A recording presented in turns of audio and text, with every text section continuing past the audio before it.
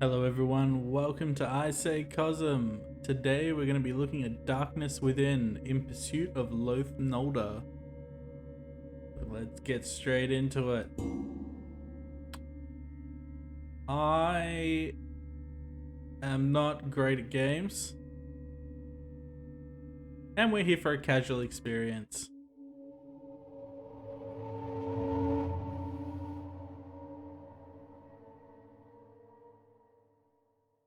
Men of broader intellect know that there is no sharp distinction betwixt the real and the unreal.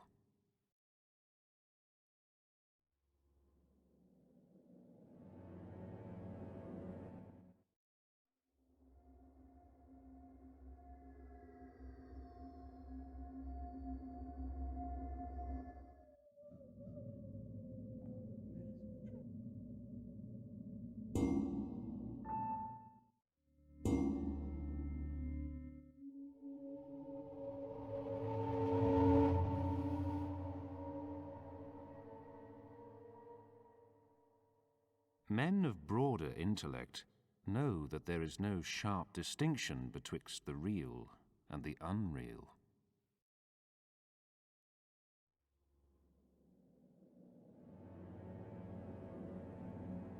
They say that I am mad. They said that two locals found me in the morning, 7 miles from the town of Windlaps. I was laughing and muttering meaningless gibberish to myself. I was cursing and arguing with myself, a raving madman with burning eyes, lost in the dark depths of his own merciful delirium. They say that I had been searching for a particular grave in the local cemeteries. They were right. If you knew whose grave it was, you would understand. So my behavior, which seemed abnormal, had nothing to do with madness. You must understand that. If you knew what had happened to me, then you would, I promise, also understand the reasons for my behavior. It all started on that cold November day. That was when I was given the case of the fugitive suspect, Loath Nolder, a man whose intelligence I greatly admired. He had returned after 5 years of traveling to bizarre locations and had become the primary murder suspect in the first case he took on. It was Loath Nolder who left Wellsmouth those 5 years ago, but was he the same man who returned? That's the question. This I will leave to the judgment of the readers of these notes. They tell me that I've been here in the Wellsmouth Mental Institution for 2 weeks now. Is it really that long? I cannot say. I do not remember the first 8 days. The doctors tell me I am making progress. I think they are lying. It takes me longer every day to remember where I am, even who I am, after I wake up from the dreams. That is why it is essential to keep these notes as I struggle to convince myself that I am really mad. Because before the night that I was found, I looked into the deepest wells of madness more than any man alive. Yes, I am definitely mad. I must be. Because everything I have seen through the eyes of insanity's omnipresent soul.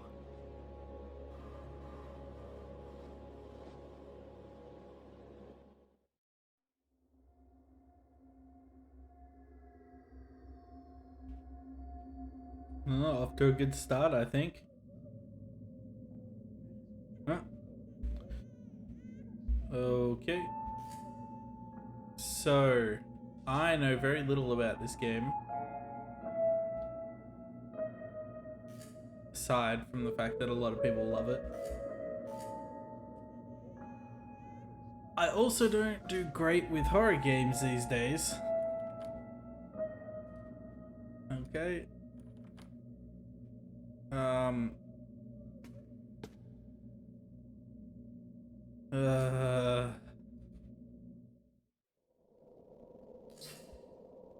Emptiness. Alright. And we go back. No handles. And what do we have here? What does this mean? Who drew all this graffiti?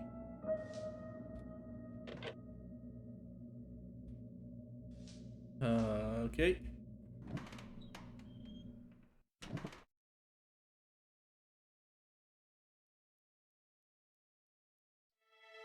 What a beautiful room. Reminds me of somewhere. Oh. Oh no. This. It's locked. And this was all a dream. Oh, another nightmare. What's going on with these dreams I've been having lately? So vivid. Almost as if they were real. I'd better hurry up or I'll be late for work.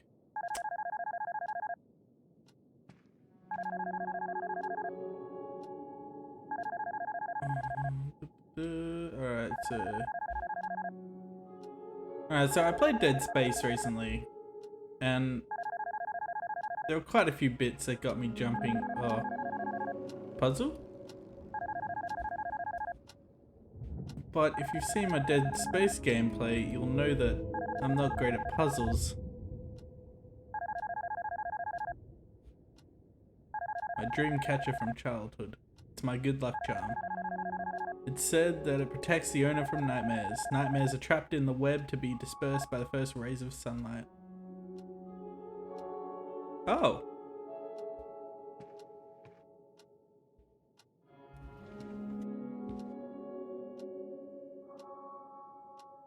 I and my nightmares. Yes. There are times when even the howlings of the fearful sirens are not enough to affect one. And there are such times when even the withered moon that is hidden behind a cloud can affect and shatter a life which is in the darkness of a cave. Illusions of myths that are long forgotten affect and dominate the imagination unexpectedly.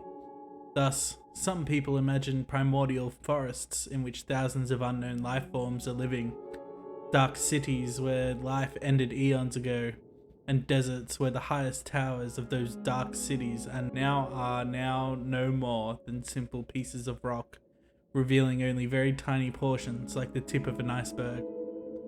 They wander in vast crypts which are full of the permanent smell of death, and in places where one can remember the beauty and splendor had once existed, proving that no beauty and splendor can exist forever.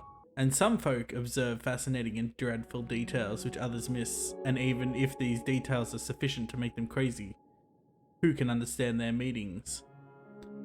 But these details are carved into the minds of the ones who deliberately miss them, and in time they change into myths which in turn induce consternation. Sometimes the past, that should be dead, shows itself cruelly in instant hallucinations and enchanted dreams. In such situations, a person can only have peace when he forgets everything. The fundamental thing is that really time is the only friend of forgetfulness. Friendships are not eternal. Peace is a luxury which can be obtained through eternal sleep for those who do not have nepenthe. I think that's how you say that. Edwin Pickman. Is that like Pickman's model? I'm not overly familiar with H.P. Lovecraft's work. I know, I need to get on that. I'm trying. I've got the collected works and I'm going through story by story, but there are some that I don't really get there. And I have to take breaks quite often.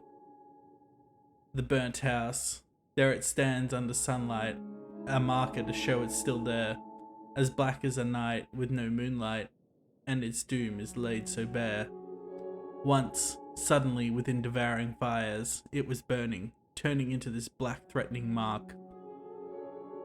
And the screams were shaking, breaking, and taking away the laugh, which would then only be a whisper, ended with a tremendous hark.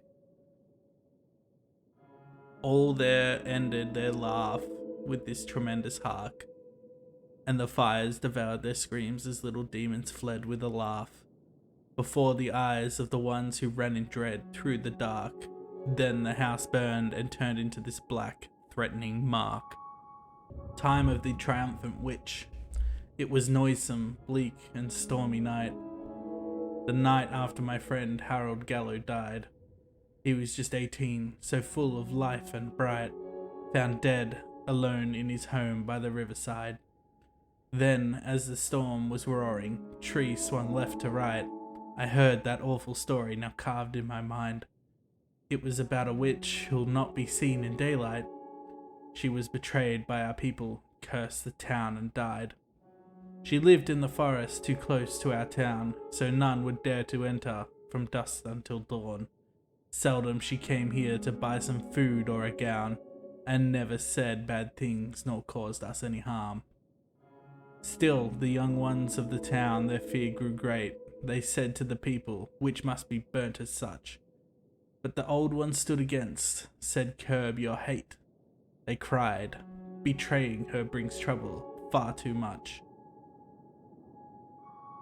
Yet the young ones, scared, thought that she could be burnt so fast, and they called the witch hunters to burn her down to dust.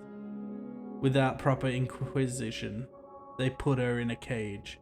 No words came from her mouth, neither any course nor rage. As the devouring red flames shone before my eyes, those damned hellish words were heard within her painful cries. You'll pay for this foolish act with your own children's lives. They will die when they're 18, this will be your woeful prize. Thus the story ends here, but the curse endures anew. 6 children have died with the sign of the witch on their brow. At the same night, come the next morn, we've had a newborn, and this sign, so rumors say, numbers when she'll be reborn. Yes, I'd seen that sign before, just before Harold died. No, natural death. He killed himself that night. He always acted strange, but last in my sight. He seemed not quite himself, like a doll can be thrown aside. I snuck into Gallo's home and found a spot to hide. Then he came in silence and went up, like a knight arrayed. Clad in black, face pale moonlight, eyes so wide, and his chamber was changed, mirrors all round displayed. When I followed him upstairs, as silent as a thief, what I saw is smudged for me, my beliefs cracked beneath. His chamber door was not closed, to me, held his back, but I saw a reflection of pale face coloured with bloody awful relief. He was carving the sign, XI, 11, on his brow with an old rusty blade. Then he cut his own throat so quick he did not hesitate, and fell down to the floor still alive and shaking in pain so great. Then I ran away into the night. All I could feel was coldest dread. This is the story I have kept in this soul of mine. Everything started for me on 1st of April 1699. That was the date on which Harold's soul took flight, and I'm sure tomorrow will be the witch's triumphant night. Monstrous Eye. I have seen the moon awful and pale, as looking upon me in its darkened sail. No blinks, no closing, just stared too hot, like the eye of a monstrous god. Winds shouted, and mocking stars were wiped, but the pale monstrous eye has never stopped. It keeps looking on as if hating me. Screamed I, what have I done so wrong to thee? And the eye replied in a cacophonic rhyme, ye were cursed, O ye, the devil's mime. But how unfortunate for me, for as ye be, under my beams, the thing that's cursing me. How dare ye own the sun's own beams, without them you're naught, all pass ye by.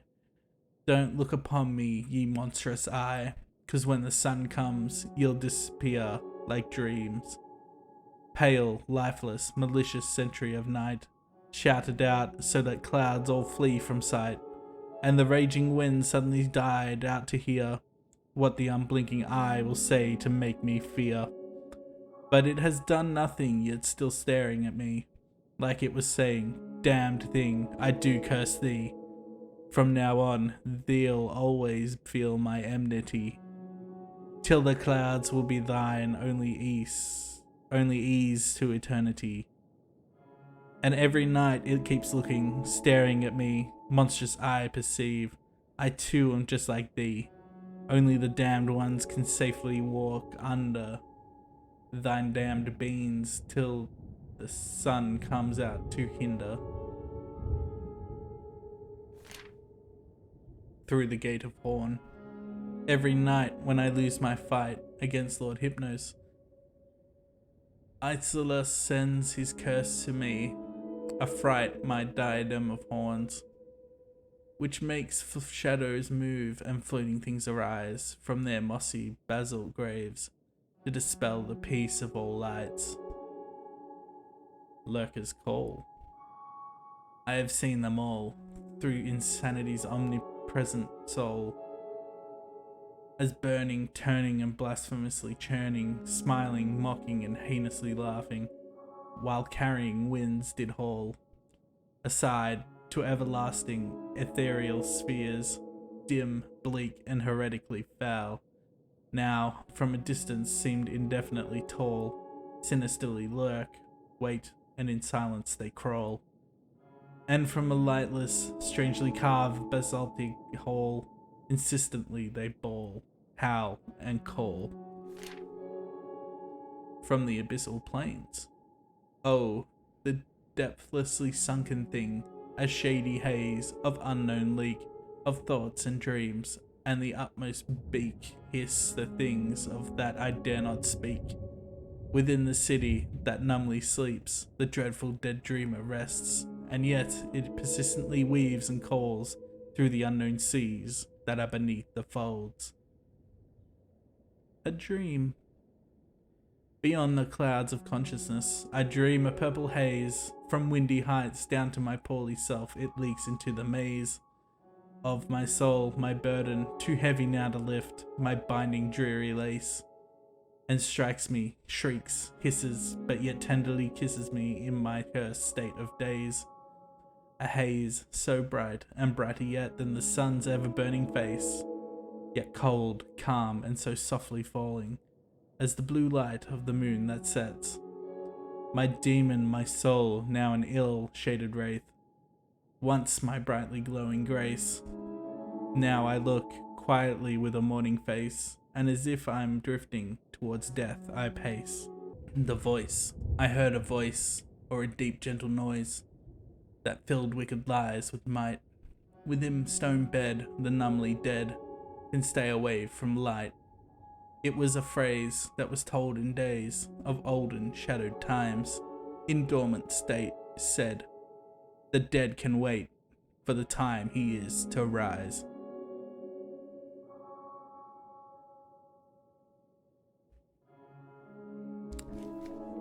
Well, even if this doesn't amount to a cosmic horror game, which I am struggling to believe that it won't, I think that was worth a read. Alright, let's see what this has to do. No messages. Sad. Yeah. Let's pick up my phone.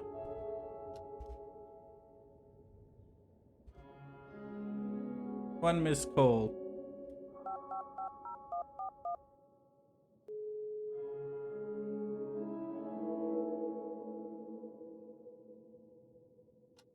Howard, where are you? I've been calling you for hours. I was home. Why? What's the problem? Loath Nolder escaped from the hospital last night. I've been calling you for hours with the news. Strange. I never heard the phone. Check your answering machine. I left several messages. Anyway, what happened with Loath? No one knows. It's like he just vanished out of the place overnight. Okay. I'm on my way in now. Howard, are you feeling all right? Just a little tired, Arthur. I must have overslept last night. Nothing to worry about. Okay, I'll see you soon. Here we go. Oh. I see. Arthur told me that Loath Nolder, who is the main murder suspect of the Clarkfield case, escaped from the hospital last night. The case is very important for me because I admire his intelligence. I feel that this will be a real challenge. I can't say that his escape worries me. Do we have dialogue?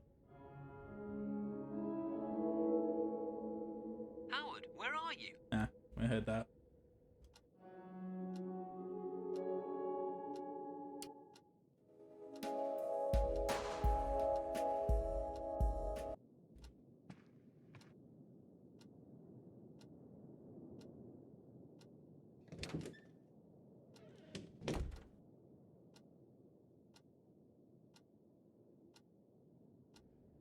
I need an umbrella? Suitcase? Doesn't look like it. I keep my clothes and some other things in here. Nothing of interest.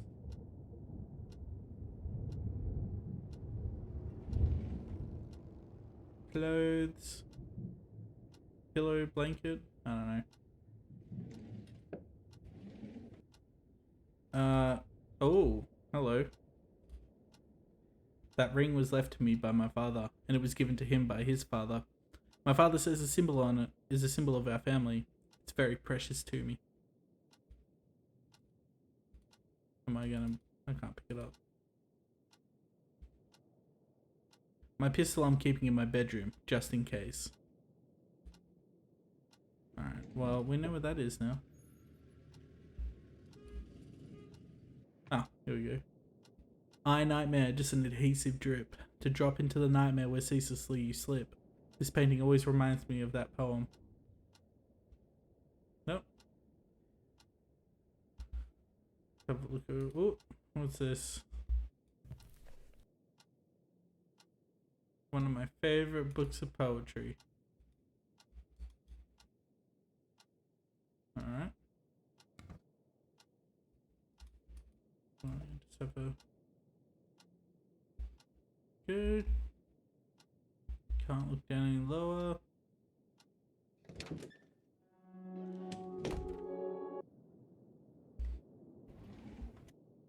Oh. Can't do the key.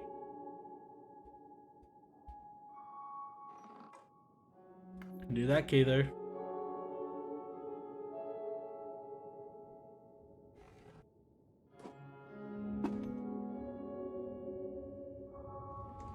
Close that.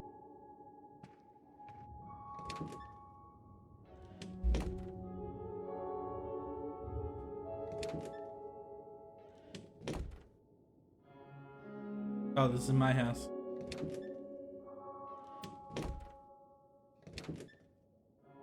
Hang on a minute.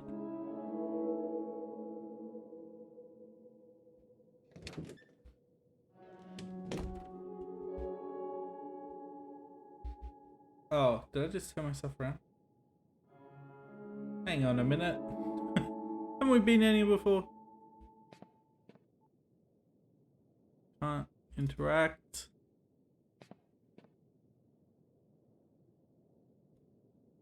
Oh, there's a hole now.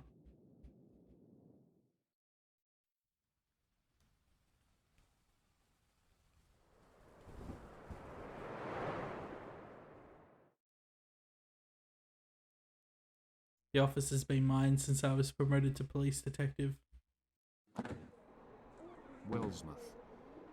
Never much happening here. Just run-of-the-mill cases and paperwork to catch up on. That's my normal working day. But not with this case. I've got to admit, it's been good to be dealing with something a little out of the ordinary for once.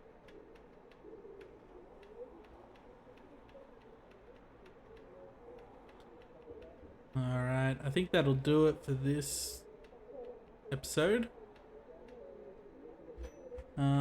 With this channel, I was sort of hoping to focus more on the law aspects of it, which is why we spent so much time reading that diary.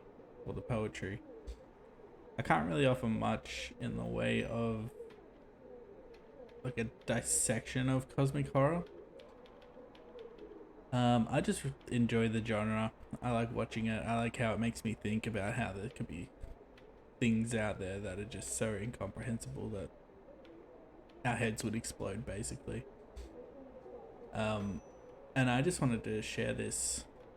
So with these kind of games, I'm going to be looking at more of the lore side. We're going to be following the stories.